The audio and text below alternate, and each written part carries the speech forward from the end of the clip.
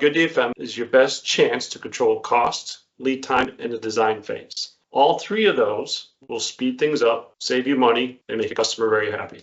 DFM stands for Design for Manufacturing. It is about designing parts and assemblies with real-world manufacturing. An example of that would be you have a machine that's capable of holding tight tolerances. And when I say tight tolerance, it would be plus or minus 0.02 of an inch. If your drawing has tolerances much tighter than that, then it's not really manufacturable. The machinery will not be able to keep those tolerances. You might be able to do it for a couple parts, but you can't do it for all the parts. So good DFMs reduce revisions, delays, and production waste. So revisions take time, right? The engineers have to change the drawings. They have to be checked, they have to be signed off. So that is time, which is money. Delays, when you have a certain ship dates of prototypes, you want to make sure that you hit those dates, and now that'll delay that. And then production waste. It's going to cost you money every time you have to make a part, change the part, revise the part. If you go into production, right, and you realize you can't make the parts, you're going to start scrapping parts. You're going to cause delays because now you can't ship because you're probably have to check the parts 100% before you ship them. It's going to cost you a lot of money. And then it's kind of a domino effect because now your customer is not getting the parts and their customer is not getting the parts. So it's very important that you get all the issues in the design phase, and the DFM does that in a very efficient way. You'll save time and money if your design doesn't require magic to make. Number one is over-tolerancing.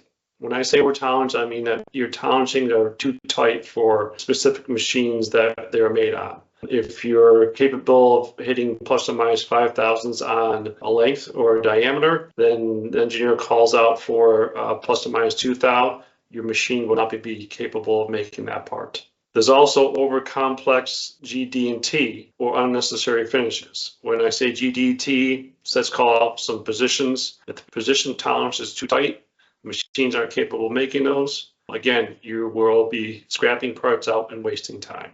This also is for finishes, say a 32 RA finish that a machine is capable of hitting, but the engineers call out a 16 finish. Again, you won't be able to be capable of making those parts. Another key point for DFM is when the team gets together, quality, manufacturing, engineering, and purchasing, there's different ideas on what materials can be used. And an engineer may have a material in his mind, what he wants to use, but with all the brain power in that meeting, there are people that may bring different materials and different processes that the engineer doesn't even know about.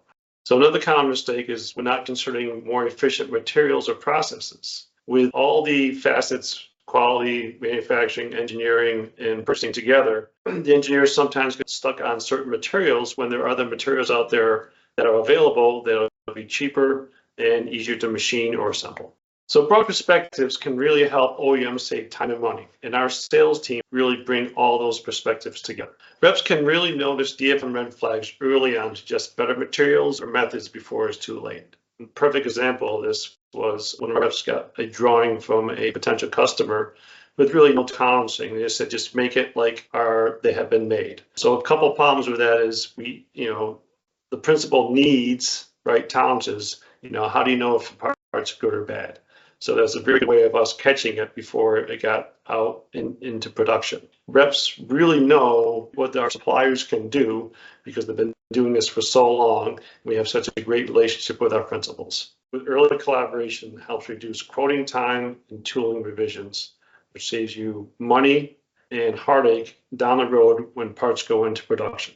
So everything will be seamless, everyone will be happy, and we move on to the next project. The DFM process is another tool in the Lupton toolbox that we leverage to better serve both our customers and principals, and I believe it really sets us apart from other rep firms. In addition, unlike other rep companies, the Lupton team serves many different industries, which allows us to bring new perspective to the table that might otherwise be considered.